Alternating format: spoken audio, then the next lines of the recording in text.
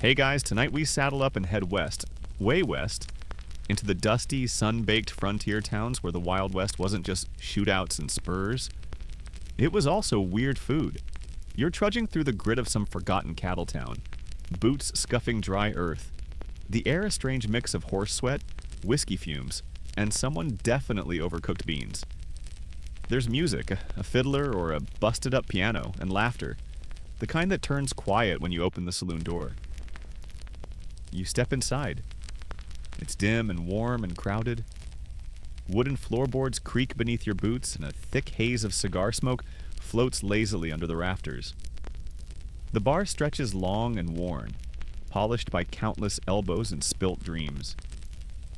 You hear the clink of glasses and the scrape of plates. Wait, plates?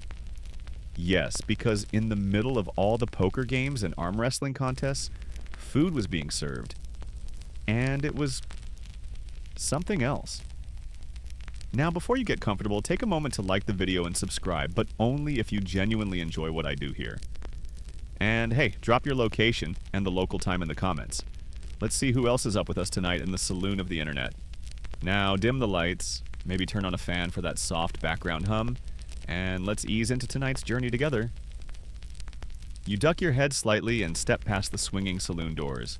They're always swinging, even when no one's there. It's like they know you're coming. Inside, it's packed. Rough hands grip tin mugs of questionable alcohol. Tired eyes scan poker tables, and off in a corner, someone's got stew bubbling in a dented metal pot. This is where the real Wild West happened. Not just in the gunfights, but in the bellies of the people who lived it. You're in Dodge City, maybe, or Deadwood, or a dusty spot in Arizona where the saloon is the only building with a roof that doesn't leak. It's the late 1800s. You're a traveler, a little hungry, a little broke, and a lot curious. You follow your nose toward the kitchen. First, take it all in. The smell is intense. A little bit bacon, a little bit horsehair, and something you can only describe as sharp mystery. The place runs on kerosene lamps and adrenaline. The cook, probably not trained, probably missing some teeth, is shouting over the din, slamming pans around like percussion in a band of chaos. This isn't a five-star establishment. Honestly, it might not even be legal, but it's open, and the food is hot. Saloons weren't just bars, they were everything. A community center, hotel, post office, sometimes even a courtroom if things got rowdy enough. And because travel was exhausting and dangerous and took forever, people needed to eat when they stopped. So food was part of the package, though what you got depended entirely on luck, timing, and how recently the town's only cow met its fate. Menus? Pfft, not a thing. The cook served what he had. Sometimes that meant beef, sometimes that meant squirrel. And sometimes, well, let's just say you didn't ask too many questions. Historians still argue whether certain mystery meats in the more remote saloons were actually just opossums or, yes, shoe leather, softened with lard. True story? Maybe. But it made the beans go further. And beans? Oh, you'll get very familiar with beans. That's the real scent wafting through the saloon right now. Beans slow-cooked with pork fat if you were lucky, boiled alone with a pinch of salt if you weren't. No one was coming here for flavor. They were coming here to not die of starvation. The men and women around you are from every walk of life. Cowboys, miners, gamblers, bounty hunters, sometimes farmers just trying to forget about their terrible crop yield. Everyone's hungry, everyone's tired, and there's always this undercurrent of nervous energy. Because saloons are where people eat, sure, but they're also where people settle scores. It's why you keep your back to the wall. Look, there's the bartender. Big man, big mustache, wiping out a glass that will never be clean. Behind him, shelves of cheap liquor, pickled eggs floating in cloudy jars, and maybe a wheel of cheese that's been aging aggressively in public. You sidle up to the counter and ask if there's anything to eat. He squints at you. We got stew, we got beans. We got stew and beans. He grins. A gold tooth flashes. You hear someone belch in the background, then hiccup, then shout 4 aces in a voice that probably means someone's about to get punched. You sit down anyway. A plate lands in front of you. It's metal. The food is hot. That's the nicest thing you can say about it. There's a thick paste of beans, maybe some unidentifiable chunks that used to moo, and a slice of cornbread hard enough to qualify as a weapon. You eat it anyway. Because what else are you going to do? It's late. You're tired. And somehow, this is exactly the adventure you didn't know you needed. This isn't just dinner. It's history. It's survival. It's a slightly crunchy bite of the Old West soul. Every meal was a gamble, literally and metaphorically. As you chew and chew and chew, a piano starts up in the background. A tune you can't quite name. Maybe ragtime? Maybe someone making it up as they go. A woman in a bright red dress walks past with a tray of tin cups, winks at a miner, and vanishes into the smoke. This is the opening act of the Wild West culinary experience. The food isn't glamorous, but it's the foundation of every tall tale told around the fire, every deal made over cards, every argument that turned into a duel. And it all starts with that first bite of questionable stew in a room full of strangers, laughter, and danger. Because if you're going to eat in the Wild West, you better eat fast. You never know when someone might yell, "Draw!" You're still seated at the warped saloon table, spoon halfway to your mouth, staring at this stew that looks like someone's slow-cooked regret in a pot. But before you can talk yourself out of it, the smell wins. It's got that savory, smoky promise. The kind that says, this might taste like sadness, but at least it's warm. So, you take a bite, and... it's not the worst thing you've ever eaten. It's just... confusing. You're getting notes of something beef-adjacent, a hint of onion, a whisper of hope, and an overwhelming finish of, we ran out of spices 5 states ago. Behind the swinging doors, the kitchen groans with life. And by kitchen, we mean a cramped back room, hot as the devil's outhouse, where one sleep-deprived cook is juggling 4 pans and swearing at a raccoon that keeps sneaking in through the window. This, my friend, is where the Wild West kitchen magic happens. Forget modern expectations. There's no sous chef, no prep team, no cold storage. What you've got back here is a single cast iron stove, an old wooden counter, and shelves stocked with dusty cans and sacks of dry goods. There might be a chicken in a cage. There might be a cat that's decided it runs the place. No one argues with the cat. Most of the ingredients come in by train or wagon, and fresh means it hasn't been sitting for more than a week. Canned tomatoes, beans, condensed milk, sacks of flour, and cornmeal. That's the Holy Trinity. If someone in the next town had a good hunting week, maybe you'll get venison. If not, it's time for Chef's Surprise. Today's surprise is stew, but not because it's a crowd favorite. It's because it lets the cook throw literally anything into one pot and hope for the best. Meat scraps, wild herbs, a splash of yesterday's coffee. It all simmers together in a bubbling medley of survival. Historians still argue whether some saloon stews contained jackrabbit, possum, or just creatively rebranded shoe leather softened overnight with lard. The cook, red-faced and sweat-slicked, ladles another portion into a bowl. He mutters something about that time the beans exploded and moves on. The saloon's pantry is a miracle of stretching the inedible into something edible. You'll find dried apples that are more bark than fruit, powdered eggs that resemble sand, and salt pork so salty it doubles as currency. If someone scored a bag of onions or a few cloves of garlic, they were hoarded like gold. One cook allegedly traded a single bulb of garlic for a bottle of whiskey, and a knife that may or may not have belonged to Billy the Kid. True?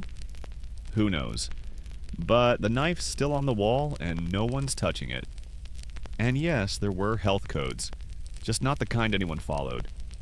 Dishes got washed in the same barrel of cold water all day. A quick rinse, maybe a wipe with a slightly greasy rag, and bam, ready for the next customer.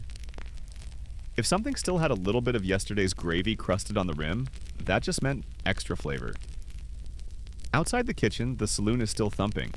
New arrivals roll in, brushing dust from their coats and slapping hats on tables. A prospector orders coffee thick enough to walk on. A kid in overalls begs for molasses taffy like it's treasure. Someone's playing cards near the fireplace, and an argument is brewing over who cheated at poker last night. You glance down at your bowl. You're halfway through it now. It's not bad, just aggressively functional, like it was designed more to keep you alive than to bring joy. But you're starting to respect it. This isn't the kind of meal you eat for pleasure. It's the kind you eat because your bones are cold. You've been on a horse all week, and you need something to remind you that yes, you're still alive. Then the cook yells, "Next batch is ready," and you get up to peek. Inside, he's stirring something new in a cauldron-sized pot. It looks like it might have started as chili, except now there's corn floating in it, something green that might be a pepper, and what you hope is beef. He explains between coughs that last night someone traded him a sack of chilies from New Mexico. Spicy stuff, he grins, and it's clear the stew's going to have a kick. You ask what kind of meat he's using. He shrugs. Whatever the trapper brought in. Could be rabbit, could be rattler. You stare at him. He grins again. Snakes, good protein. And here's the kicker. He's not wrong. Protein was protein. These folks didn't have time to be picky. They ate what they had and often got creative doing it. A surprising number of saloons had a signature dish. In one Nevada saloon, it was a railroad hash that legend says included chopped beef, potatoes, canned peas, and a splash of beer. In another, you could order cowboy gumbo, which had no relation to anything served in Louisiana but somehow always had okra. No one knew where the okra came from. Some places served potted meat, which was basically mashed up leftovers from last week, seasoned with enough pepper to stun a horse and served cold. Other spots had doughboys, fried lumps of dough that were either biscuits or hockey pucks, depending on how long they sat out. You're starting to get a feel for it now. This isn't fine dining. This is functional dining, filtered through the chaos of frontier life. But somehow it works. These makeshift kitchens and chaotic recipes kept people going. Miners, cowboys, travelers, all fueled by beans, hope, and the occasional rattlesnake stew. And when the food wasn't great, well, there was always whiskey to wash it down. A piano note clinks, sharp and out of tune. The saloon lights flicker slightly and someone behind you starts telling a story about the time they bit into a meat pie and found a bullet. You turn back to your now empty bowl. You're full, which is a miracle in itself. And you realize that somehow this little backroom chaos kitchen, the beating heart of every Wild West saloon, has earned your respect. It's messy, it's loud, it's borderline hazardous, but it's real. And the next time someone offers you stew in a dented tin bowl, you'll remember this night and say yes without hesitation. You wipe your mouth with the back of your sleeve, because, let's be honest, napkins are a fantasy here, and lean back in your rickety chair. Your belly's full, your boots are dusty, and you've just survived your first proper saloon meal. Welcome to the club, but tonight's only getting started. From the table next to yours, a pair of cowboys argue in low tones over whether the beans had actual meat in them or just meat essence, whatever that means. You smile to yourself because you've already realized something deeper. Food out here isn't about gourmet ingredients. It's about fuel, comfort, and whatever can be cooked with one pan and a fire hot enough to scare off flies. And that brings us to cowboy cuisine, the true bedrock of Wild West saloon fare. Now, you might imagine cowboys as wild men of the prairie, riding into town with six-shooters and charm. That's only half right. The other half? They were chronically exhausted, sunburned, underpaid, and, most importantly, always hungry. The average cowboy burned around 7,000 calories a day.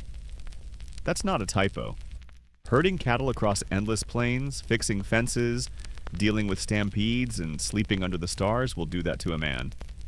So, when cowboys came into town and hit the saloon, their number one priority wasn't whiskey or cards, it was food. Lots of it. Start with the basics, bacon and beans. You can't get more cowboy than that. Bacon came in big salted slabs that could survive for weeks without spoiling. Beans were cheap, portable, and surprisingly nutritious. Though after day 30, they probably got emotionally exhausting. You picture yourself crouched by a campfire, a tin cup in one hand, a spoon in the other. The beans are bubbling, smoky from the firewood. A strip of bacon crackles in the pan, its fat sizzling and snapping as it renders. The smell? Heavenly. Like salvation in pork form. Cowboys would often bring sourdough starter with them in jars or wrapped in cloth, lovingly known as Mother. If you were lucky, the camp cook or cookie knew how to wrangle a proper sourdough biscuit or pancake out of it. If not, you'd be chewing on something that tasted like punishment and regret. Still, a hot biscuit, even a mediocre one, beat chewing rawhide. And then there was prairie butter. Before you get excited, no, it wasn't actual butter. Prairie butter was bacon grease poured into a tin and saved for later. It was spread on cornbread, used to fry flapjacks, or just eaten straight by desperate men who had given up on their taste buds. It was rich, salty, and greasy enough to fix a wagon wheel. You try a fingertip's worth and your heart skips, either from flavor or cholesterol, no one can be sure. Coffee was another staple, strong, bitter, and thick enough to hold a spoon upright. It was usually made cowboy style. Chuck some grounds into boiling water and let the chaos settle. If you were fancy, you'd add crushed eggshells to reduce bitterness. If not, you just drank it as is, grit and all. A joke among trail riders was that good cowboy coffee should taste like it's already been through a horse. Twice. Some days there'd be dried apples or peaches, boiled into a lumpy mess called fruit stew. Sugar was rare and expensive, so molasses or sorghum were more common for sweetening things. You picture the saloon cook pouring thick, dark syrup onto a stack of hotcakes, watching it sink into the dough like tar. Sweetness in the West was always a little rough around the edges. And for seasoning? Salt, black pepper, maybe chili powder if someone had it. There was no oregano, no rosemary, no delicate balance of flavors. The food was blunt, honest, and usually too salty, but that's exactly what people craved after a week on the trail. There's a quiet pride in this kind of cooking. No pretensions, no presentation, just calories and grit. One pot, one pan, and one fire. That was the cowboy kitchen. And sure, it wasn't just about necessity. Cowboy cooking had its quirks and comforts too. Some cookies were actual culinary geniuses, trapped in a world of canned goods and campfire coals. They'd bake sourdough rolls in Dutch ovens buried in the coals or spice chili with whatever wild herbs they could find. One particularly famous chuck wagon cook in Texas was known for baking pies with prickly pear cactus and serving them with a side of bourbon-soaked raisins. The raisins were optional. The bourbon wasn't. Still, life on the trail was tough, and coming into town, sitting at a real table with walls, a roof, and stew that wasn't scooped from a boot, was a luxury beyond measure. The food at the saloon didn't have to be great. It just had to be better than what you cooked on the trail. And most of the time it was. Slightly. You glance around the saloon again. Everyone's eating. Some chew slowly, savoring each bite like it's a memory. Others wolf it down like they're trying to outpace death itself. Over at the bar, a cowboy is dipping cornbread into his beer. The bartender doesn't blink. This is normal here. A young kid, barely 15 maybe, shuffles in, dirty boots, sunburnt face, big hat.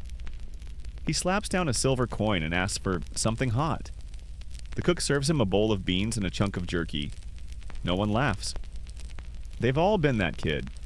You look at your own hands, dusty, calloused, the way the West makes everyone eventually. The spoon's still warm. You sip the last of your coffee. It's bitter, but it burns just right. Outside, the wind howls, stirring tumbleweeds like nature's exclamation marks. It's not glamorous, it's not fancy. But for a moment, under these swinging doors beneath the flickering lanterns, you understand why cowboys kept coming back. for bacon, beans, biscuits, and a brief taste of something that felt like home. You push your plate forward, satisfied, but the saloon's rhythm doesn't slow. Behind the bar, the bartender hollers another order toward the kitchen. More stew, more beans. Someone wants something with crunch. You raise an eyebrow at that. Crunch is a bold request in this town. Then again, it's time you met the mystery meat menu. You catch the cook emerging from the back, wiping his hands on an apron that's seen better decades. He's carrying a pot, something new tonight. The regulars perk up. Even the poker players glance over. The word spreads like wildfire. Fresh stew. You eye the pot. It's thick, rich, and definitely suspicious. Here's the truth about meat in the Wild West. If it walked, crawled, slithered, or sat still too long, someone probably tried to cook it. Historians still argue whether some stews served in remote saloons included creatures more often seen on the wrong end of a trap, notably squirrels, raccoons, muskrats, and yes, even skunks with a good rinse, and the scent glands removed. Allegedly. In Texas saloons near the border, you might get armadillo meat, which locals called possum on the half-shell. In the deserts of Arizona, you'd sometimes find roasted rattlesnake, sliced thin and grilled like chicken strips. And in the pine forests of the Northwest, elk or bear could find their way into the pot, if you knew the right trapper. But here's the kicker. Saloons almost never told you what you were eating. There was no menu, no explanation, and certainly no apologies. You were served what you were served, and asking questions made you look soft. If it was chewy, spicy, and didn't bite back, you counted your blessings. Tonight's stew is chunkier than usual. You poke at it. A piece of meat falls apart on your spoon. Tender, dark, slightly gamey. Not beef, not pork, not obvious. You glance at the man next to you. He shrugs and says, "Probably jackrabbit." You nod, pretending that reassures you. It doesn't. Jackrabbit was common in these parts. Lean, tough, and with a flavor somewhere between chicken and bad decisions. You had to slow cook it for hours to make it chewable. And if it was prairie dog instead, well, chew slower and try not to think too hard.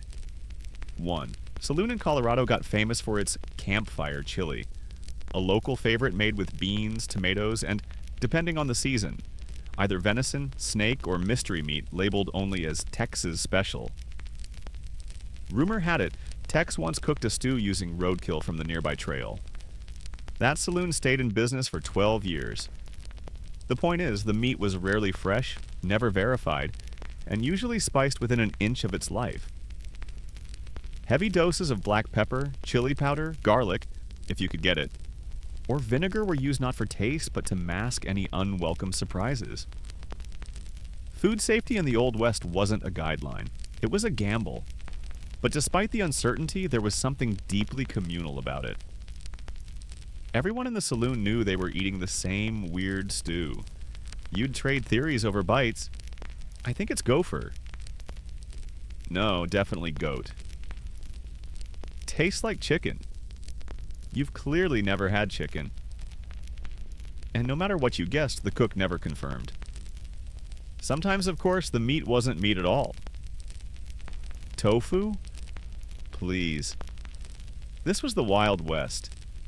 But there were meat substitutes born of necessity. Fried flour balls soaked in broth, crushed beans formed into patties, or lard and cornmeal cakes seared to resemble sausage. One traveling salesman swore he once ate mock beef that was actually mashed potato, rolled in soot and bacon fat. He gave it 7 out of 10. And then there were the pies. Meat pies were a staple in some frontier towns, especially among saloons trying to class things up. You'd get a flaky crust, often made from flour and animal fat, and a piping hot filling of something. Could be ground beef, could be squirrel, could be yesterday's stew, reheated and thickened with flour. But when that golden crust came out of the oven, nobody complained. Warm crust covers a multitude of sins. You're handed a slice now. The bartender says it's rabbit and root, which could mean anything from carrots to old potatoes to possibly beets that lost a fight with a knife. You take a bite. It's flaky, peppery, and to your great relief, good. Really good. The kind of food that makes you close your eyes and forget where you are for just a second. Someone claps you on the shoulder. Best pie west of the Mississippi, he says proudly, then adds, unless the trapper was lying. You try not to pause mid-chew. Oddly enough, there were regional differences to these mystery meats. In California mining towns, they leaned into seafood, canned clams, oysters, salted fish. On the plains, it was all about wild game and beef if the herds came through. Up north, you might get smoked elk or deer jerky, even roasted porcupine if things got desperate. The most bizarre dish on record? One saloon reportedly served a frontier surf and turf, consisting of smoked prairie dog and pickled oysters, flown in from San Francisco in wooden barrels. Yes, it was awful. Yes, people paid extra for it. And while some frontier folks tried to disguise strange meats with sauces, others leaned in. One saloon in Utah had a standing sign that read, "Tonight, badger or better. Ask the cook." You shake your head, chuckling softly. It's absurd. It's bizarre. It's the West. Outside, the sun is starting to set, casting an amber glow through the saloon windows. Shadows stretch long over the floorboards. The crowd's gotten louder. Poker games escalate. A man with a harmonica is trying to play. Oh, Susanna off-key. It's pure chaos. And in the middle of it, people are still eating, still chewing their way through mystery and meat, one steaming spoonful at a time. You stare down at your plate again.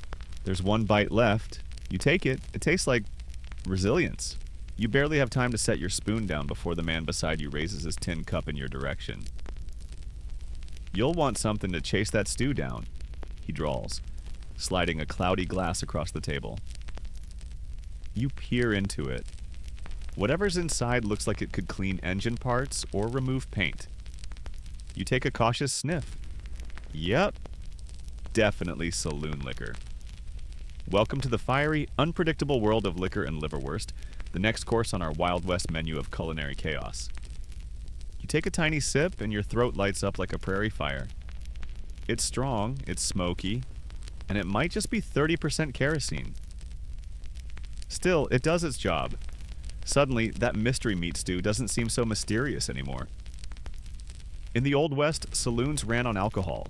Cheap, fast, and rarely legal by today's standards.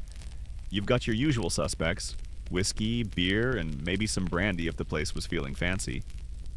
But the stuff being served most often? That was rotgut, an umbrella term for all the homemade or badly distilled spirits that could technically be called liquor if you were drunk enough. Most of it came in barrels with no labels. Some saloons even made their own, mixing neutral grain alcohol with tobacco juice, burnt sugar, turpentine, or even red pepper for color and bite.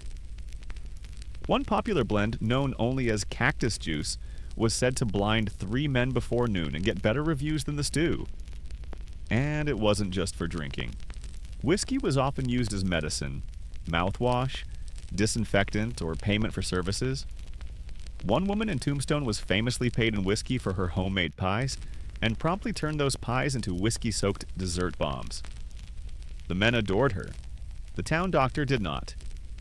You tip the glass back, just a bit, and immediately reach for something to eat. Anything to balance the liquid fire in your mouth.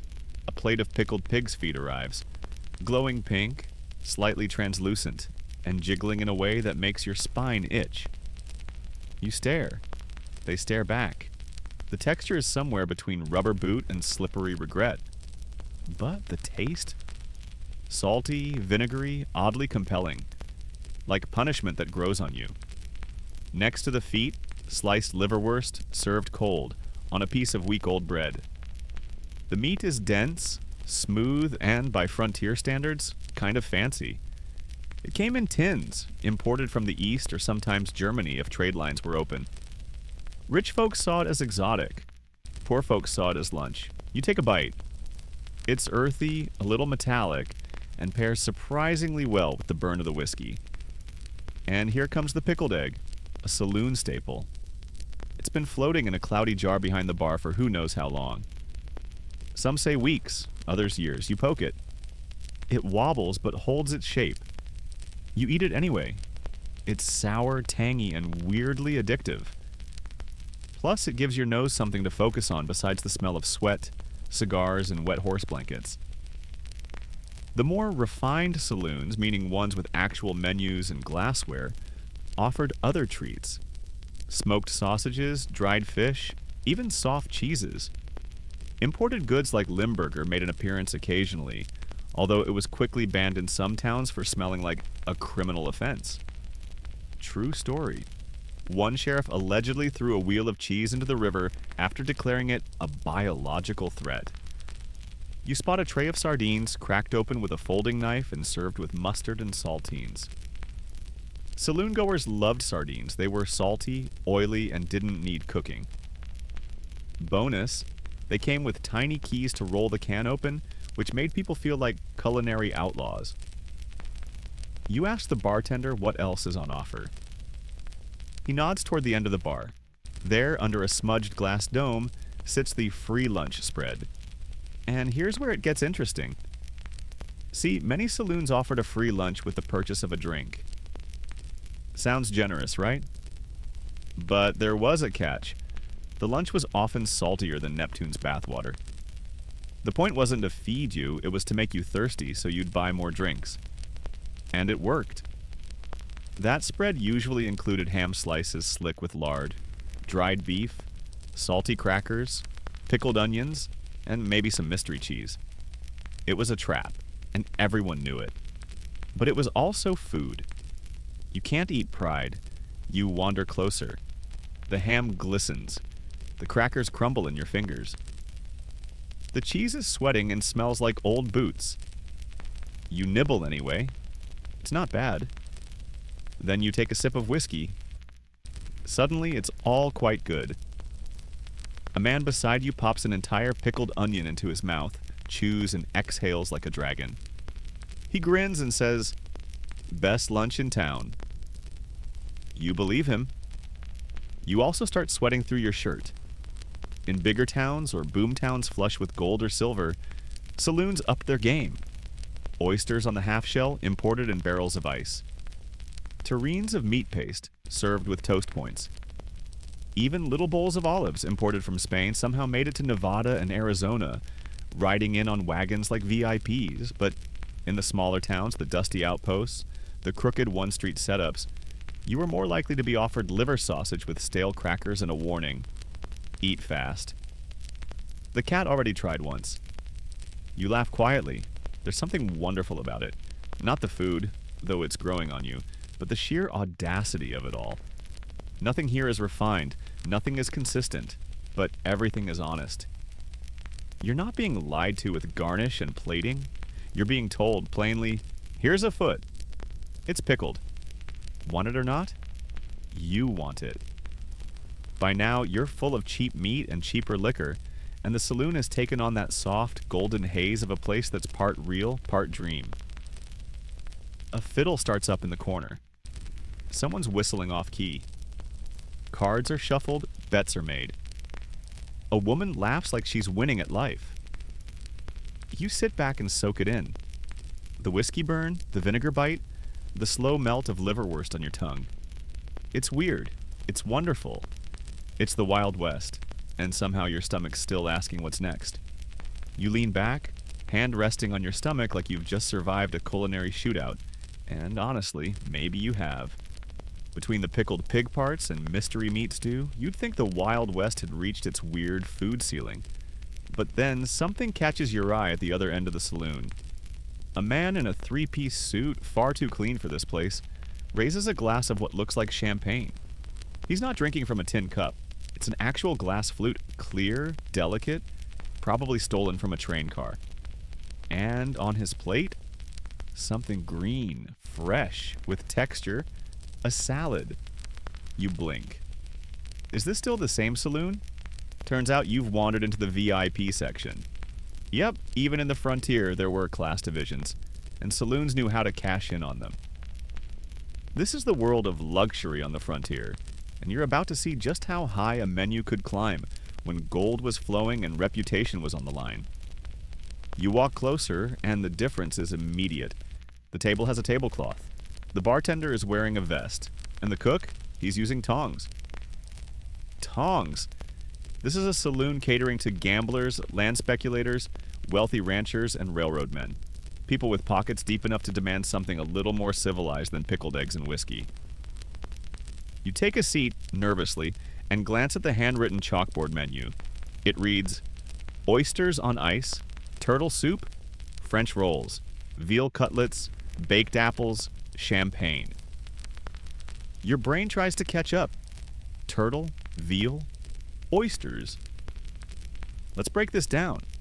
Oysters on ice were surprisingly popular in boomtowns like San Francisco, Denver, and even Deadwood, places where money arrived faster than infrastructure. Thanks to ice shipments via rail or sea, some saloons imported barrels of oysters packed in ice and served them raw or stewed in milk. It was luxury by way of logistics. You try one now, salty, slippery, delicate. A man beside you dabs his lips with a cloth napkin and mutters, "Better than anything in New York." He's probably lying. Still, it's not bad. Next up, turtle soup. This was considered a delicacy, often made with green turtle meat from the Gulf or Caribbean, and thickened with spices, vegetables, and sometimes even a shot of sherry. The result? A meaty, dark stew with an oddly fishy tang. You take a spoonful. It's rich, hearty, and, dare you say it, comforting. Frontier 5-star. Now those French rolls. They're still rough around the edges, but fluffy inside. Made with lard, flour, a dash of sugar if they had any. These were often baked in Dutch ovens lined with ashes to maintain heat. You spread some prairie butter on one. Not bad. Not Paris, but close enough if you squint. And the veal cutlets? That's a statement. Calf meat was rare in the West. Most ranchers let cattle grow to full size for more return. But in towns flush with railroad money, saloons competed to outdo one another with elegant dishes. Veal, often breaded and pan-fried, was topped with gravy or onion jam. Some even served it with sautéed mushrooms if they had a connection to a fancy supplier out east. You cut into the veal, it's tender, juicy, slightly gamey. You can almost feel your dusty trail self disappearing into a more polished version, one that might wear cufflinks if such a thing survived the wagon ride. And then there's dessert. The baked apple is soft, stuffed with raisins and cinnamon, drizzled with molasses. It smells like something out of a grandmother's kitchen. If your grandmother also ran a saloon and occasionally threatened people with a shotgun, you take a bite. It melts on your tongue, warm and sweet. You sip the champagne. It's warm, flat, and possibly not champagne, but the bubbles are there in spirit, and that's good enough. The bottle has a French label and a wax seal. Real or forged? Hard to tell. The bartender winks at you anyway. Here's what's fascinating. These luxury saloon meals weren't always about the food. They were statements.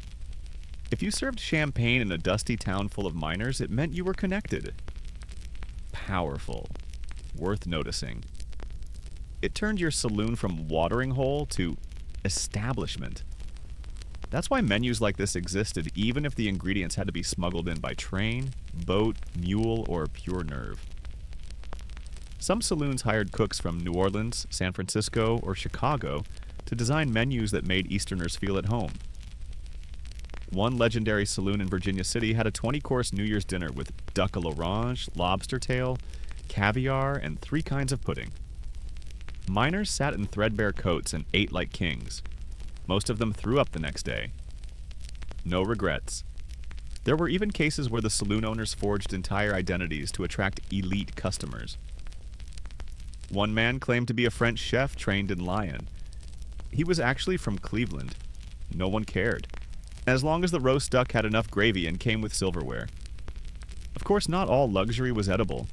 Some upscale saloons offered cut-glass dishes, embroidered napkins, even chandeliers made from deer antlers.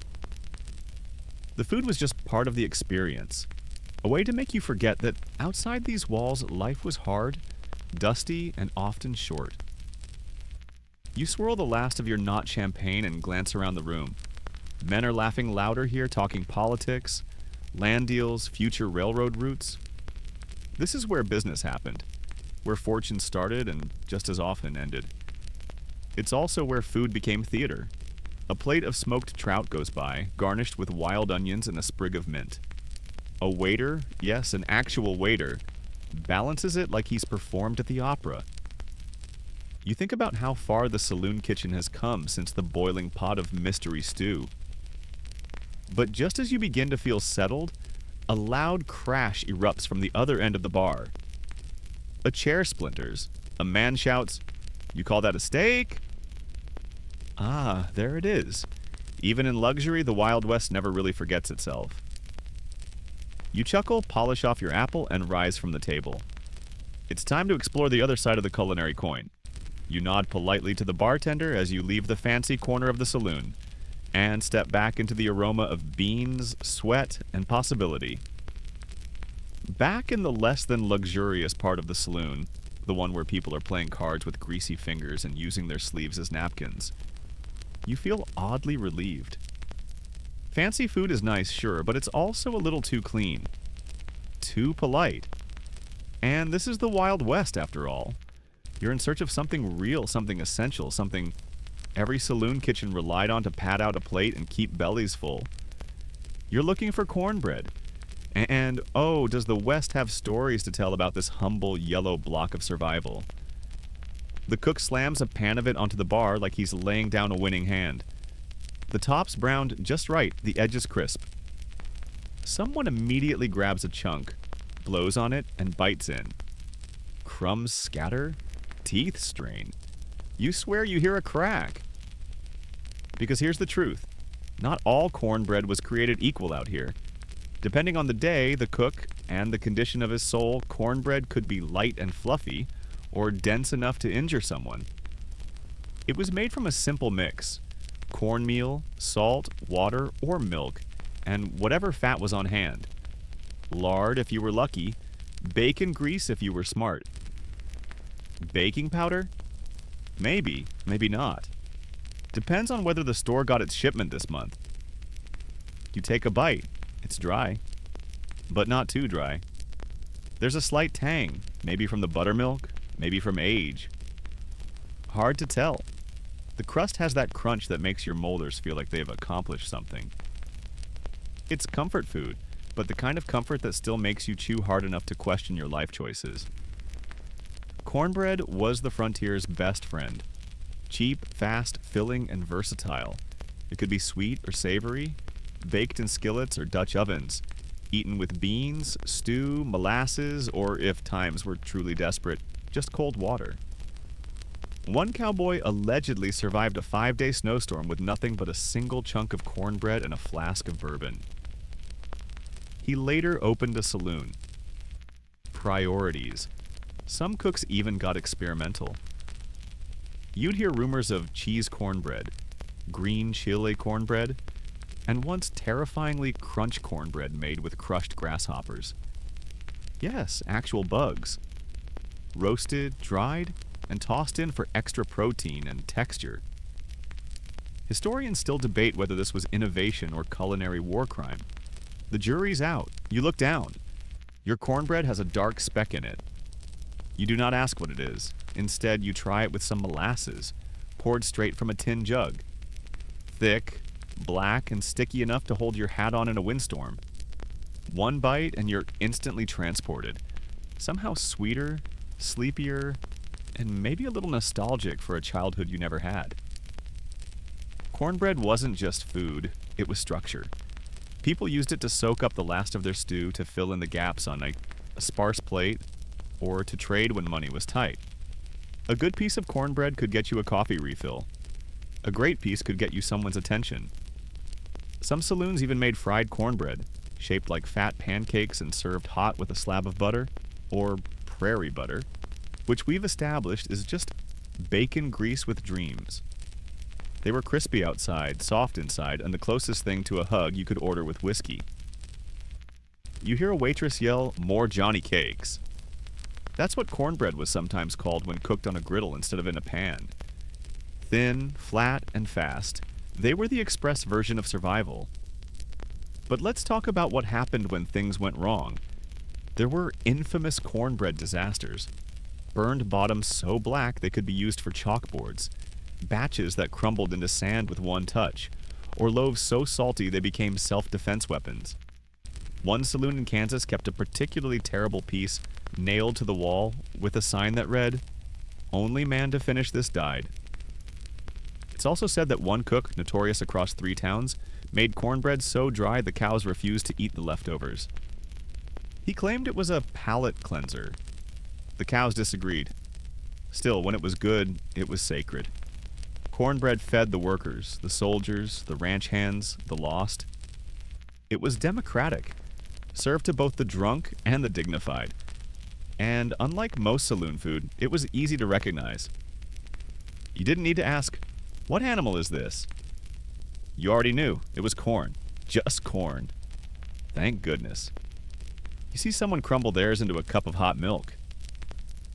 "Poor man's pudding," they say with a smile.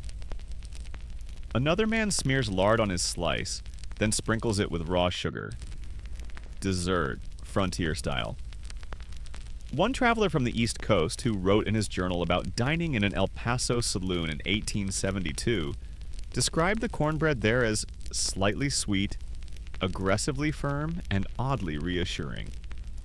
He also noted that it was served with beans that had clearly lived long enough to develop personalities.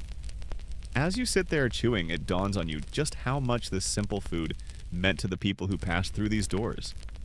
Cornbread was the backdrop of their stories. It was there when cattle drives ended, when poker games turned sour, when friends toasted victories or buried losses.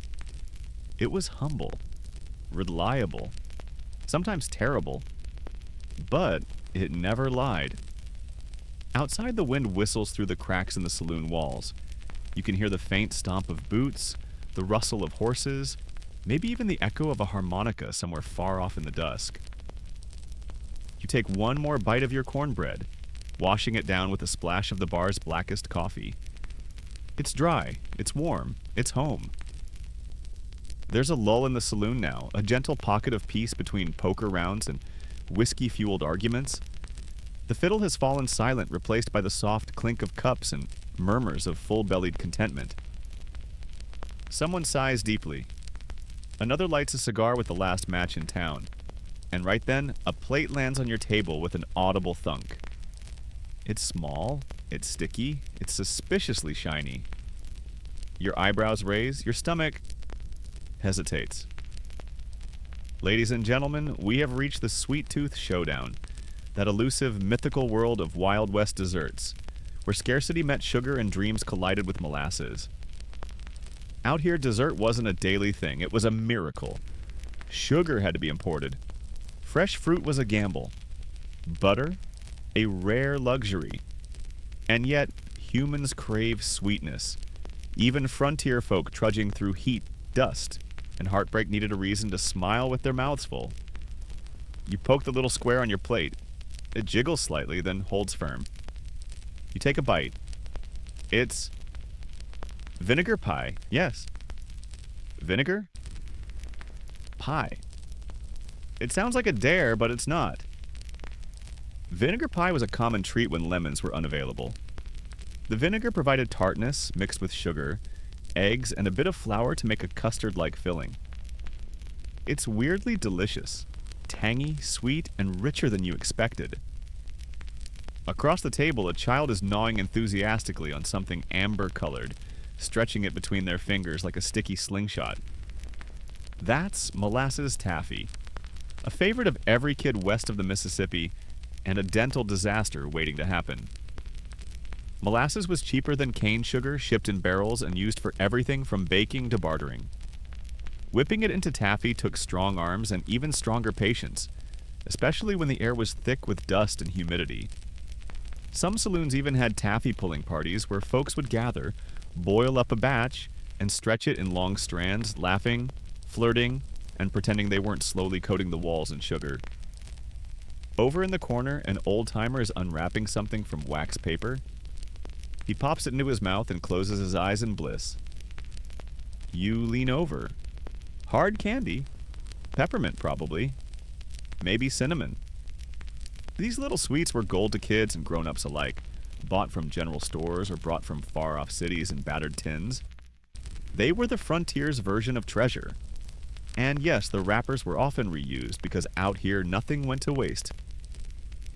You try one. It cracks loudly between your teeth, sending a wave of mint through your sinuses. It's like a punch from a candy cane. You respect it. But let's get weirder. Some saloons served apple pan dowdy, a kind of lazy pie made with spiced apples baked under a crust of biscuit dough. Others favored raisin pie, which was exactly what it sounds like. Sweetened raisins cooked in thick syrup, sandwiched between flaky crusts and usually accompanied by a loud, "Well, I'll be," from the first person to try it. You hear whispers of spider cake. No, not actual spiders. It was cornbread sweetened with sugar and milk, with a gooey center that looked suspiciously like a squash spider. It was controversial, beloved, and deeply unsettling to behold. And then there was the ever-practical dried apple pie. Since fresh fruit was rare, pioneers used rehydrated dried apples, boiled with spices and thickened with flour. Was it good? Depends who you ask. One diary from 1869 claimed, "Tastes like leather soaked in joy," which honestly feels about right. Now, let's talk innovation. One particularly daring saloon cook invented a dessert known only as grit pie, made with cornmeal, molasses, and coffee grounds. Was it a prank? Was it real? No one knows. But apparently, it had a crunchy personality and made you feel things. Historians still argue whether it was served ironically or sincerely. You sip from a cup of sweetened condensed milk, poured over a biscuit like syrup. Yep, that was a thing. Before refrigeration, condensed milk was magic in a can. Sweet, shelf-stable, and borderline addictive. Folks poured it on flapjacks, dipped cornbread in it, and in one disturbing instance mixed it with whiskey for dessert shots. The bartender called them heaven and hell. And of course, we can't forget sorghum syrup. This thick, dark, bittersweet molasses alternative was made from sorghum cane and used liberally in baking. Spread on fried bread, stirred into hot milk, or licked off fingers after a long ride, sorghum was as Western as tumbleweeds. But the crown jewel? Fried pies. Imagine dried peaches or apples rehydrated, spiced, wrapped in dough, and deep fried in lard until golden brown. Crunchy, sweet, portable, cowboy approved. These were the donuts of the desert, the Pop-Tarts of the plains. No one ever ate just one. They were often sold at roadside stands, or believe it or not, by saloon girls looking to make a little extra coin with their grandmother's recipe. You bite into one now. It's warm. The filling is sticky and tart. The crust shatters slightly under your teeth. For a second, all the roughness of the trail disappears. You're just a person eating pie, and it's everything you didn't know you missed. A miner nearby chuckles, licking syrup off his fingers. "Ain't nothing better after a week in the hills," he says. "Cept maybe a bath." You raise your fried pie in silent agreement. But here's the thing about dessert in the West. It wasn't just food. It was a reward, a rare indulgence, a soft reminder that the world had sweetness tucked between its rougher corners. Even the saloons, with all their grime and grit, knew that people needed something to smile about. So whether it came in the form of molasses-soaked flapjacks, a hard candy from your coat pocket, or a sliver of vinegar pie served beside a half-spilled whiskey, dessert wasn't just an afterthought. It was survival, with sugar on top. The sweetness still lingers on your tongue as you stretch your legs and walk slowly toward the back of the saloon. The crowd has thinned a little, some folks passed out, some off, to find a bed or a card game with lower stakes. But near the hearth, a small group is gathered around a kettle, laughing and sharing bites of something steaming. Curious, you move closer. The smell is unfamiliar. Smoky, earthy, almost herbal. A plate gets passed your way. You look down and see something wrapped in flatbread, stuffed with beans, corn, and wild greens. This isn't cowboy cooking. This is indigenous influence, the unspoken foundation of so much Wild West cuisine. And you're about to taste it firsthand. You take a bite of the flatbread. It's crispy on the edges, warm and soft inside. Fried in oil, it bubbles slightly like a pillow that's been through battle and come out stronger. It's called fry bread, and it's one of the most enduring and complicated legacies of Native American cuisine in the West. Fry bread has a long, painful history. It was born from survival, created out of government-issued rations like flour, salt, and lard during a time when many native tribes were forcibly relocated and cut off from traditional food sources. Yet over time, communities transformed it into something beautiful, adaptable, delicious, and uniquely their own. Saloons, especially those near reservations or native trade routes, often borrowed or outright stole culinary elements from the people who had lived on the land for centuries. Corn, beans, squash, the three sisters of native agriculture, became staples in stew pots and side dishes throughout the West. You remember that stew from earlier? Chances are its roots trace back to traditional succotash, a native dish of lima beans, corn, and whatever protein was on hand. Some versions included sunflower seeds or wild herbs for flavor. Others leaned into seasonal vegetables, squash, wild onions, even cactus. In fact, you spot a small pot on the fire now bubbling with a greenish, peppery liquid. A woman beside it stirs gently and says, "Challah buds and rabbit." She offers you a spoonful. It's tangy, meaty, and tastes like the desert after rain. It's incredible. In Arizona and New Mexico saloons, Pueblo-style stews were common. Blends of chili, cornmeal, and smoked meats, simmered until thick enough to eat with your fingers. These were hearty, warming meals designed to sustain, not impress. Further north, saloons near Sioux or Cheyenne communities served dishes based on buffalo meat, dried and shredded into pemmican, a portable, high-energy food mixed with fat and sometimes berries. Cowboys loved it. It kept well and tasted like jerky with a purpose. You chew a bite of pemmican now and it's dense, almost waxy. But the flavor? Deep, smoky. And the hint of dried chokecherry gives it a surprising sweetness. No seasoning necessary, just the raw essence of earth, hunt, and history. One gambler sitting nearby chuckles. "I traded a silver coin once for a bowl of Hopi stew. Best deal I ever made. Still dream about it." Historians often overlook the ways indigenous cooking shaped frontier food, but the evidence is everywhere, especially in the spices and ingredients that didn't originate in Europe. Chilies, for example, weren't some exotic Eastern treasure. They were homegrown, native to the Americas, and woven into every pot of cowboy chili or saloon hot sauce. And wild berries, service berries, chokecherries, juniper, were often foraged and used in pies, sauces, and preserves. You remember that baked apple from the fancy saloon earlier? Probably sweetened with some forgotten bush berries gathered by someone who'd been on this land long before anyone built a poker table here. Even drinks took a hint from the native sources. Yerba Buena Té, a minty herbal brew used by tribes in California and beyond, made its way into saloon menus as a frontier refresher. It calmed nerves and soothed stomachs, a welcome contrast to the fire-breathing rot-gut whiskey next to it. But it wasn't all borrowing. Sometimes it was outright collaboration. There are stories, quiet ones, of native cooks working in saloon kitchens, teaching stubborn cowhands how to roast acorns properly or how to use juniper ash to add calcium to hominy.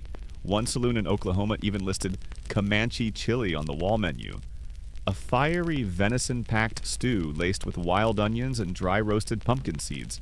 You watch as a group nearby passes around a bowl of blue corn mush, thick, purple-gray, and speckled with tiny seeds. You try a spoonful. It's warm, slightly nutty, and surprisingly comforting. The kind of food you eat slowly with reverence. And maybe that's the word for this section of the meal, reverence. Because while saloons were chaotic, noisy, and often disrespectful of culture, the food somehow carried the legacy forward. Even when names were changed, recipes blurred, and credit was rarely given, these ingredients endured. They flavored the pots. They filled the bellies. They whispered stories while men shouted over poker chips. You sit quietly, chewing on the last of your fry bread, and think about the hundreds, thousands of hands that shaped this meal. Some known, some erased, all real. And as the firelight flickers against the wall, casting shadows that dance like spirits on old canyon walls, you feel it. History. Still warm, still cooking. The night deepens. Shadows stretch longer across the floor, and the flicker of oil lamps gives the saloon a cozy golden blur. The card tables have quieted slightly, the piano man's hands rest in his lap, and the fire crackles with a low, even rhythm. You're starting to feel it now, that full-bellied drowsiness that settles in after too much salt, too much sugar, and just enough whiskey. And yet, across the room, there's a new table pulling your attention. Not for the food, for the people. 3 men hunch over their plates. Wide-brimmed hats, cracked boots, dust for days. One has a scar across his cheek, another wears a battered coat held together by twine. You recognize them from old wanted posters nailed outside the sheriff's office. Outlaws, and they're eating beans. You've just found the beans and bullets crowd, the men and women who lived outside the law, yet always found their way into a saloon for a hot plate, a stiffer drink, and a few minutes pretending they weren't running from something. You pull up a chair near enough to listen, far enough to avoid getting caught in crossfire. Their plates are predictable. Tin bowls heaping with cowboy beans, some kind of jerky crumbled on top, maybe a chunk of fried bread balanced dangerously on the edge. One's pouring hot sauce over everything. So much hot sauce, in fact, that you cough just watching. And yes, let's talk about that. Hot sauce in the Wild West? Absolutely. Frontier folk loved heat, and while fancy imports were rare, homemade blends were common. People crushed dried chilies, mixed them with vinegar, sometimes a little sugar or whiskey, and called it red lightning or tongue snapper. Historians still argue whether hot sauce was a seasoning or a dare. Outlaws in particular liked their food hot and fast. They weren't sticking around for second helpings. Meals were often devoured in silence, eyes scanning the door, hands close to belts that didn't just hold up pants. You watch one man eat with shocking efficiency. 3 bites, 1 chew, gone. He eyes your plate and nods, then goes back to wiping his bowl clean with cornbread. Not a word, just survival. You glance at their table. No fancy cuts of meat here. Just salt pork, beans, maybe a boiled egg if someone traded right. It's not flashy, but it's fuel. And in their world, fuel is everything. These folks weren't just outlaws by choice. Some were former ranch hands who got cheated on pay. Some were miners who lost everything and turned to robbing payroll wagons. Some were gamblers who just couldn't stop. They came to saloons not for warmth, but for a moment of humanity, and something hot to eat before the trail called again. Over in the corner, a skinny young cowboy stirs a pot over the hearth. He's not an outlaw, not yet, but you can see it in his eyes. Something wild. He adds a spoonful of chili powder to the bubbling beans, then dumps in leftover coffee. You blink. Coffee? Yep. That's a classic move. Coffee beans and cowboy stew. It adds bitterness, deepens the flavor, and more importantly, keeps you awake when you're sleeping one eye open with a bounty on your head. He passes you a bowl. You take a bite. It's smoky, spicy, and has that burnt edge taste of someone who learned to cook with a shovel in a fire pit. You love it. You ask what he calls it. He shrugs. Dinner. Further down the bar, a grizzled bounty hunter finishes a chunk of jerky, wipes his knife on his pants, and orders a shot of vinegar. Yes, vinegar. Apparently it helps with digestion after dry meat.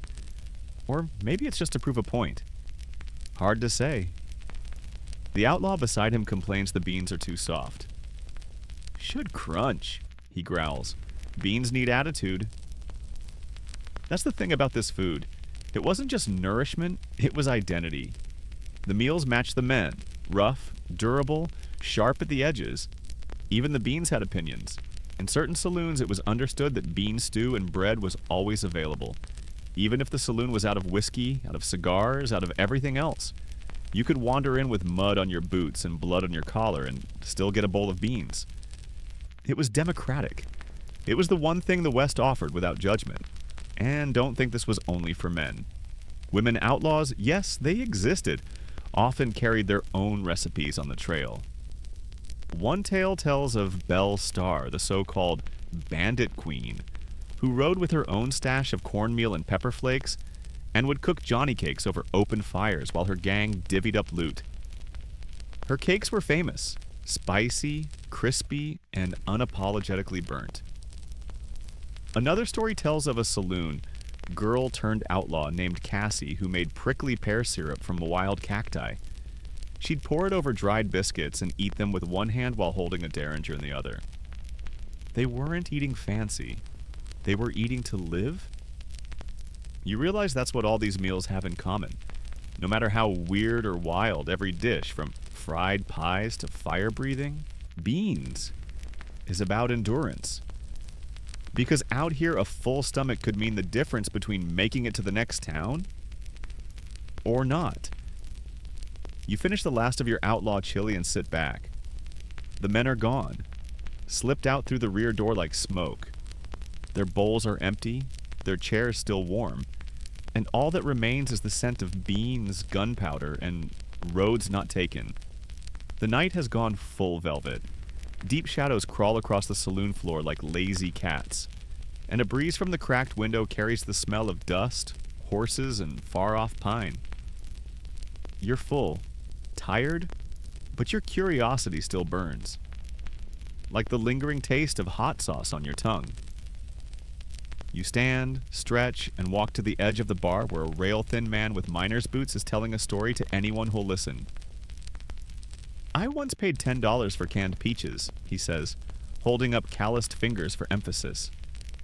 And I'd do it again. Someone snorts. You were drunk, he shrugs. Still peaches. And just like that, you're stepping into the chaotic, desperate culinary world of the Gold Rush grub. The makeshift menus, wild improvisations, and accidental delicacies of mining camps turned saloons, where the only thing more valuable than gold was a decent meal that didn't try to kill you.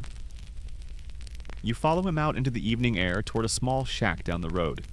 Not quite a saloon, not quite a kitchen. Just a lean-to with a cook fire and a menu nailed to a post. It reads, "Tonight, beans, peaches, coffee, maybe biscuits." This is how it worked in Gold Rush towns. Miners weren't picky. After 10 hours swinging a pickaxe in freezing mud, they didn't care if the bread was stale or the bacon was older than they were. They wanted hot, filling, and fast, and they'd pay obscene amounts of money for it. In some boom towns, a single egg could go for a full day's wages. A can of oysters? A small fortune. Tonight's kitchen, if we're being generous, features 2 Dutch ovens, 1 bubbling pot, and a stack of dented tin cans. You hear the pop of one opening. "Canned peaches," the cook says with reverence. He pours the syrupy gold into a battered bowl and passes it to a customer like he's handing over a crown jewel. The man takes a slow, reverent bite. A tear forms in his eye. "Worth it," he whispers. Canned goods were a revolution during the Gold Rush. They came on boats from San Francisco, from the East Coast, even from Europe. Meat, fruit, vegetables, sealed and shipped in iron cans, opened with knives or rocks or sheer willpower. You try the peaches. They're soft, sweet, heavenly. After a week of dry biscuits and questionable jerky, this is nectar of the gods. Next comes the beans. Always the beans. They're different here. Cooked down with brown sugar, maybe a splash of molasses. A nod to Boston, sure, but made with local flair. Crushed chilies, stale beer, and a slab of salt pork the size of a hammerhead. You take a bite and nearly cry. The cook cackles. "We don't measure," he says. "We guess and hope." In the mining towns, the food wasn't just rough, it was a reflection of desperation and ingenuity. With no refrigeration and limited supply runs, cooks got creative. You might find flapjacks made with sawdust to stretch the flour, or pine pitch syrup drizzled over biscuits. It wasn't maple, but it made your teeth stick together, and that's something. One miner tells you about a dish called dynamite hash. It was rumored to contain corned beef, chopped onions, potatoes, and whatever fell in. It earned its name for two reasons. It hit your gut like an explosion, and it made you explode later. No one ever ate it twice, but everyone ate it once. Another man swears by rock soup, which wasn't a joke. Some desperate camps literally boiled river stones with salt and bone scraps, hoping to extract flavor from the memory of food. Historians still debate whether rock soup was metaphorical or very, very real. Diaries suggest both. The cook here, lean, sunburned, grinning like a raccoon, offers you a slice of baking powder biscuit. It's hard, crumbly, and slightly sour. He hands you a tin of condensed milk to drizzle on top. Suddenly, it's a dessert. He pours you a cup of coffee. Strong, bitter, boiled over flame until it could strip paint. You sip. Your soul leaves your body for a moment, then returns with clearer vision. In saloons near mining camps, coffee was sacred. It came in big black kettles and was sometimes spiked with whiskey, molasses, or even peppermint extract if someone wanted to get festive. It was served with a warning. Don't chew unless you like surprises. You sit beside the fire and listen. The miners around you aren't talking about gold. They're talking about meals. The time someone found a canned ham in a collapsed wagon. The bar in Nevada that served cold oyster stew every Tuesday. The pie made of nothing but flour, water, and rage. The man who once baked bread in his mining helmet. Food in the gold rush wasn't just sustenance. It was hope. Every bite said, "I made it one more day." It was a tiny luxury in a brutal, muddy world, full of danger and disappointment. And in a strange way, it became currency. Some camps traded in bacon like it was silver. Others valued sugar over gunpowder. And if you had canned peaches, you were basically a king, or a target. Depending on who was hungry. As the fire dies down and the night grows quieter, someone starts humming an old ballad. You finish your coffee, now lukewarm and full of grit, and realize how full your heart is. You've eaten like a miner tonight. You've tasted the makeshift, the miraculous, the barely holding it together flavor of survival. And somehow, despite the mud, the madness, and the price of peaches, it's the best dinner you've had in a long time. You rise from the miner's fire with a belly full of beans, syrupy peaches, and a sense of wonder at just how far people would go to make a meal out of next to nothing. The moon is high now, throwing pale light on the dusty street as you stroll back toward town. Your feet carry you almost without thinking, past sleeping horses and leaning storefronts, toward a line of darkened buildings gleaming with fresh steel. There's something different about this part of town. Smoother, straight. Then you hear it. The low rumble of wheels on track, the hiss of steam, the metallic click of progress arriving at midnight. You've reached the railroad edge of the West, and you're about to step into a very different dining experience. A train chuffs to a halt beside a depot lit by gaslight. From the middle car, a small set of stairs unfolds, and a man in a white jacket steps out. "Last call for the midnight menu," he says. "Welcome aboard the railroad dining car, where travelers dined on linens with silver forks, while the rest of the frontier chewed cornbread on crates." You step inside and immediately feel out of place. The floor is carpeted. The windows are clean. There are actual chairs bolted to the floor but still padded with cushions. A silver coffee urn glints in the corner beside a china cabinet that hasn't yet been broken by turbulence or angry gamblers. This is a rolling restaurant, and it has one goal: to convince passengers they are not in the Wild West. A waiter hands you a menu, a printed one. You blink. It reads, "Dinner service cream of celery soup. Baked trout with lemon sauce, mashed potatoes, and buttered carrots. apple cobbler with nutmeg cream tea, coffee, or iced lemonade.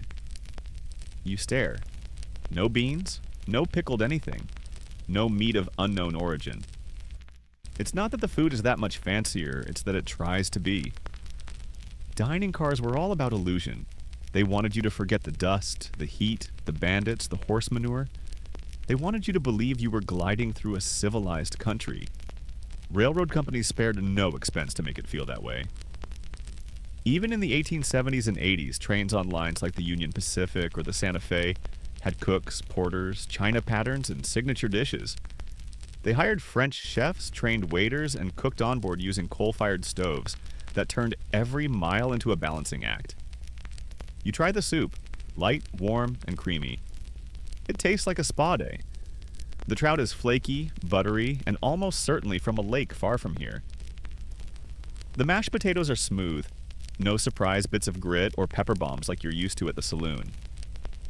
The carrots are, well, carrots, but the butter's real.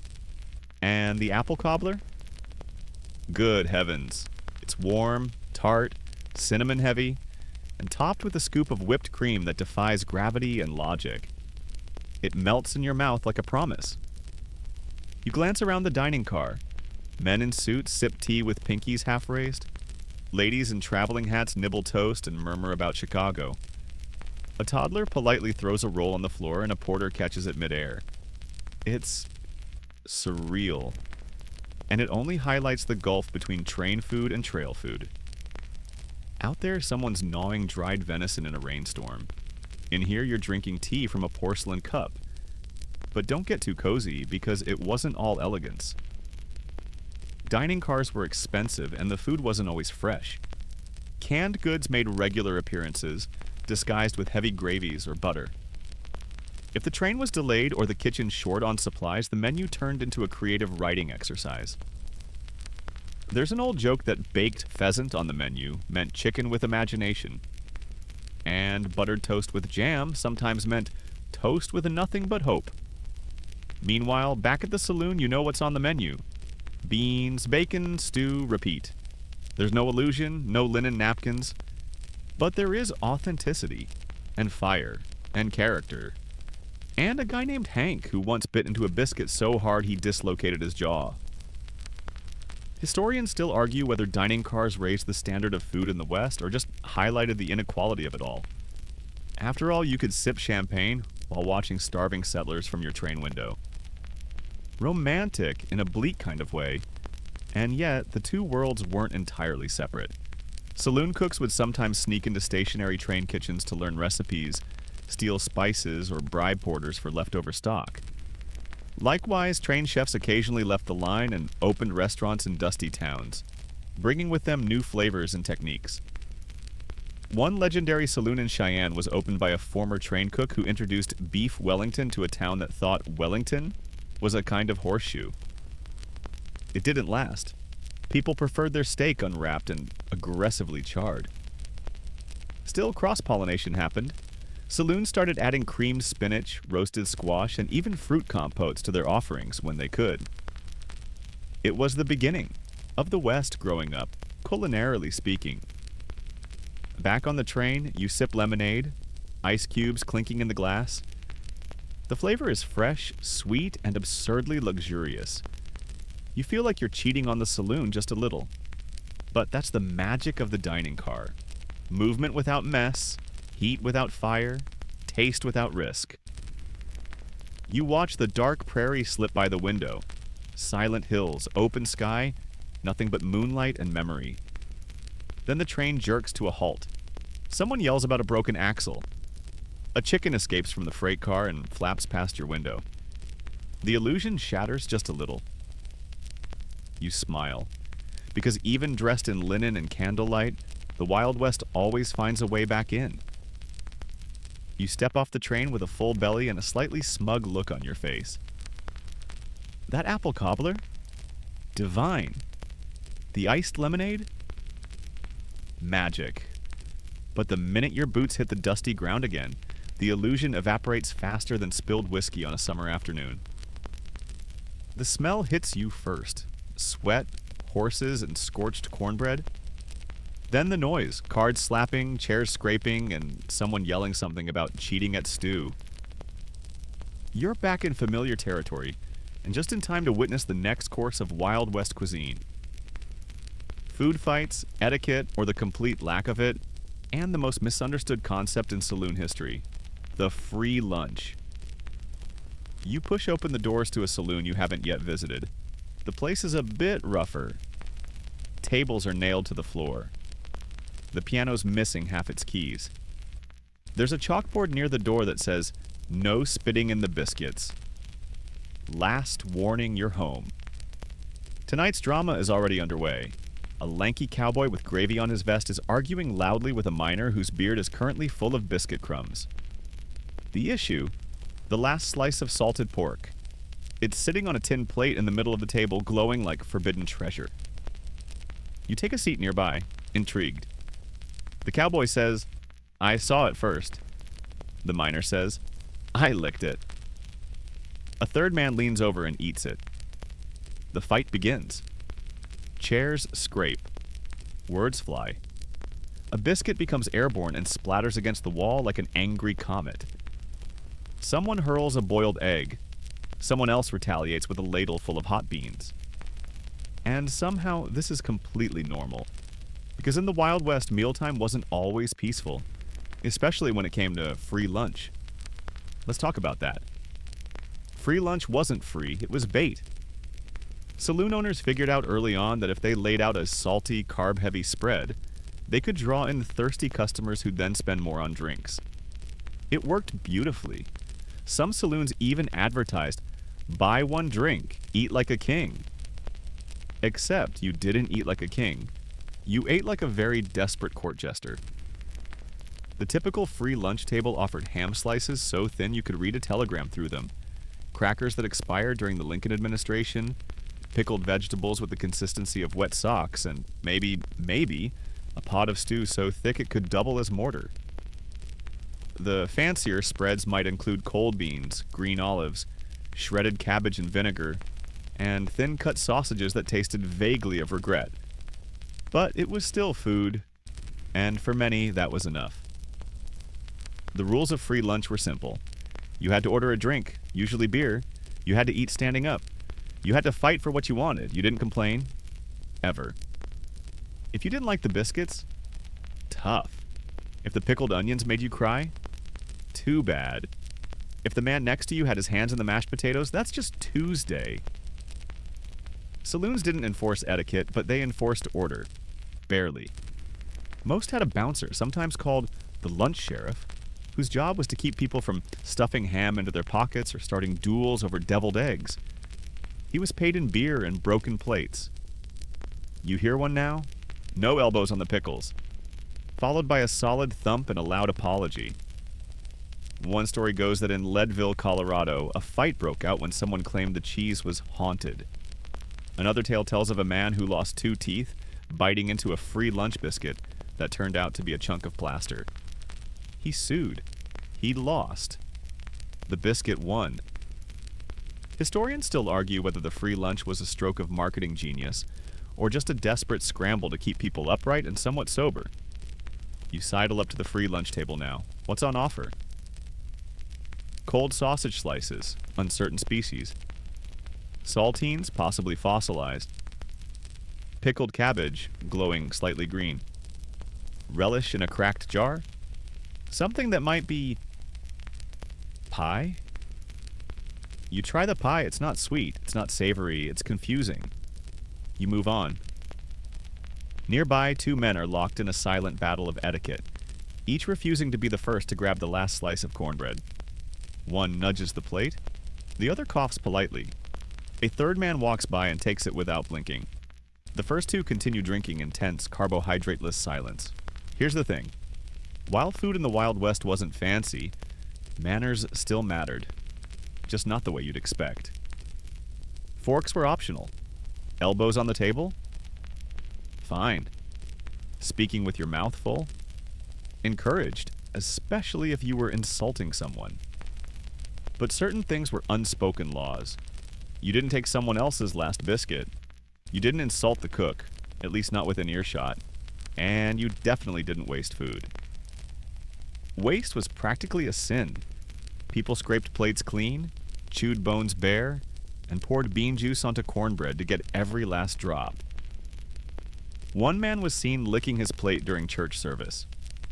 When asked why, he simply said, "It was Tuesday." You observe as a woman in a faded dress lays out her own spread: cold chicken wrapped in cloth, a biscuit from home, and a small jar of blackberry jam. The men around her fall silent. It's not the fanciness, it's the freshness. And in a world of pickled gray and gravy brown, purple jam is a religious experience. She offers a spoonful to a nearby cowboy. He nods, thanks her, and then turns back to his stew like it's suddenly less impressive. The night wears on. Plates empty. Bellies fill. Fights simmer down to burps and apologies. One man falls asleep mid-chew, head on the table, still holding his fork like a tiny flag of surrender. You lean back, full not just from food, but from watching people in their most human form. Greedy, grateful, messy, funny, kind. All around a table full of bad biscuits and good stories. And somehow it's enough. More than enough. The hour grows late. The piano man's long since retired, his stool empty, keys silent. The fire behind the bar is down to glowing coals. You hear a gentle snore from the corner booth. Someone too full, too drunk, or just too tired to make it back to the boarding house. But you? You're wide awake. Because what you've seen so far was just the appetizer. The main course? That's now. Tonight, the Wild West serves its final, strangest offerings. The eccentric, the experimental, and the downright bizarre.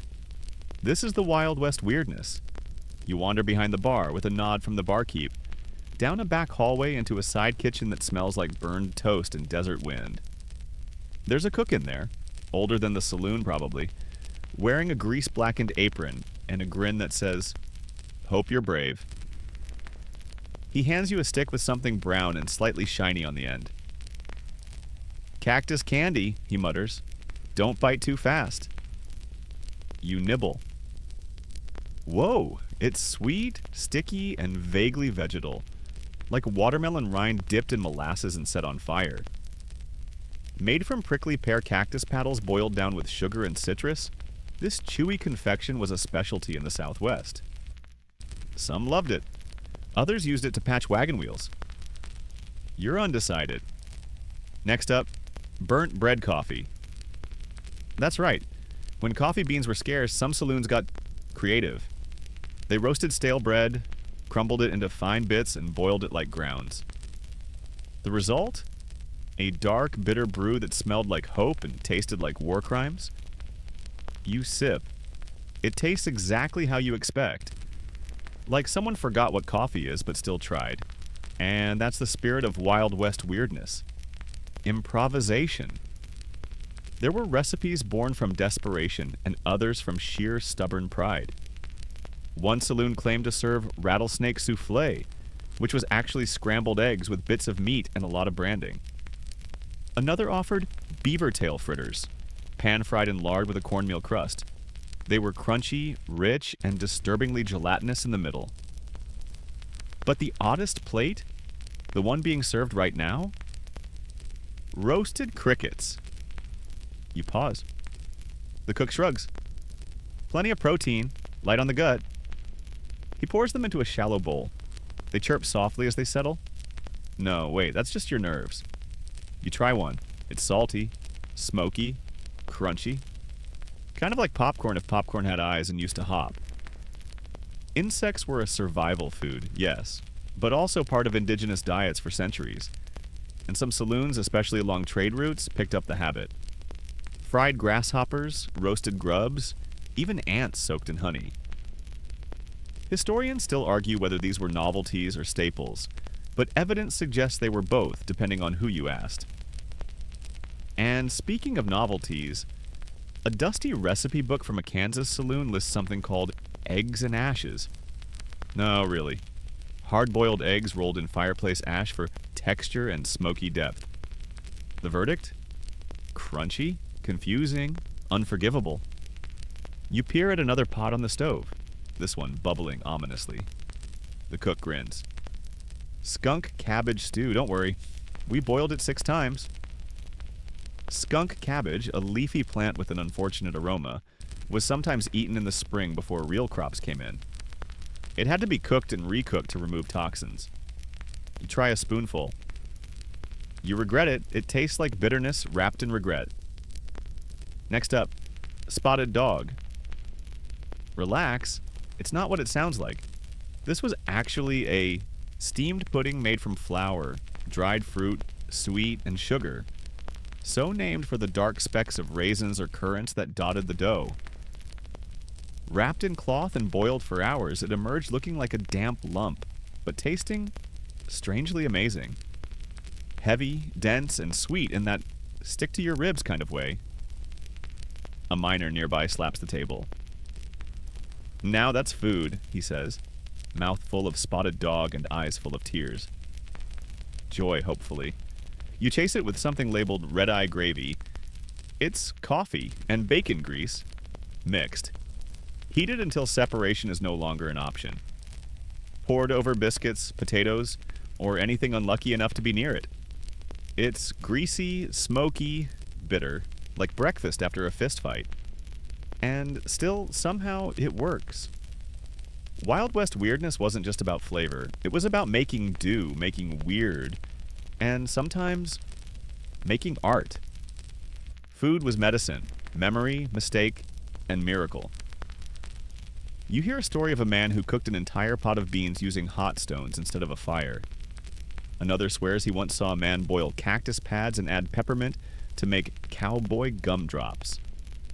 A bartender claims he cured a hangover with scrambled eggs, vinegar, and pickled cherries. He hasn't slept since. There's even talk of a ghost stew, a dish made with no meat, no beans, just onions, smoke, and lies, served with crackers and a straight face. You laugh, you chew, you sip something that might be soup or might be science, and somewhere deep inside the haze of wood smoke and salt, you start to understand. These weren't accidents. They were culture. The Wild West wasn't just forged in gunpowder and grit. It was stitched together through bites and slurps and strange ingredients no one else would dare eat. You finish the last of your cactus candy, wipe your mouth with your sleeve, and tip your hat to the cook.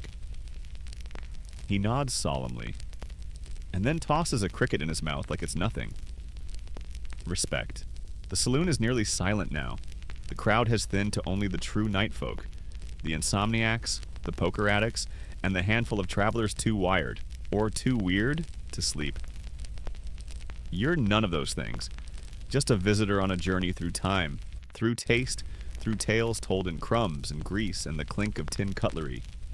You stretch your back, breathe in the last of the smoke-sweet air, and step outside.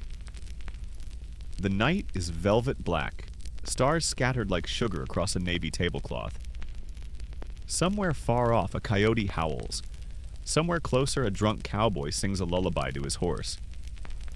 You wander down the dirt road past shuttered storefronts and lamplit porches toward one last saloon. This one's different. It's old, older than the others. Its wood is gray and cracked, its windows clouded, its sign hanging by a single nail. Inside, there's a single table, a single bartender, a single plate, already waiting. You sit down, and here it is. The final dish of the Wild West, the last saloon supper. The plate is humble, a bowl of beans, a slice of dry bread, a shot of something brown and dangerous, and a peach. Not canned, fresh. You look around. No one speaks. Even the air is still. You realize where you are now, the end of the line, the last saloons, the twilight of the frontier. As the railroad spread and cities grew, the rough, dusty, anything-goes saloons of the early Wild West began to vanish, replaced by more polished establishments with printed menus, glass windows, and waitstaff who didn't keep a pistol tucked in their apron. The law came, then prohibition, then refrigeration. People stopped eating stew that could contain anything with legs. They stopped needing to pickle everything in vinegar just to keep it from fighting back. They stopped serving meals by yelling, "Who's hungry enough to risk it?" Some say the food got better. Others say it lost its soul. Because the saloon meals were never about quality. They were about necessity, improvisation, and community. Even if that community was just a bunch of strangers chewing the same suspicious meat under the same flickering lanterns. You bite the bread, it's dry, but it tastes like the trail. You sip the whiskey, it burns, but it carries every story you've heard tonight. And then you take a bite of the peach. Software juicy. Sweet without trying. It's the first fresh thing you've tasted all night, and somehow it hits harder than anything else. Not because it's perfect, but because it's earned. Because it's the taste of a time that's ending. The bartender pours himself a shot and nods toward you. Food's different now, he says. Cleaner, colder, but not warmer. He raises his glass. You do too. To what was? You drink. You sit in silence.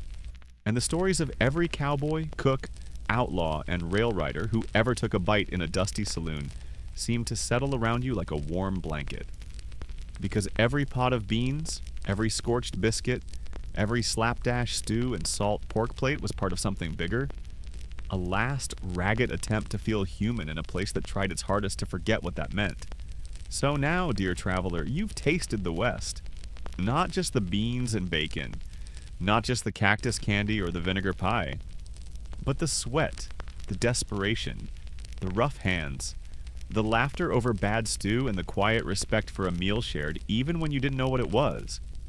The Wild West Saloon was never about elegance. It was never about good taste. It was about any taste.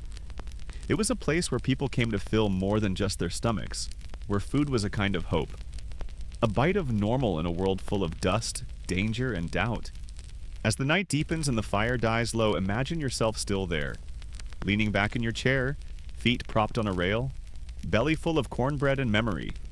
The stars are still above you, the wind still hums through the alleyways, and the last notes of the piano linger, even though no one's played it in hours.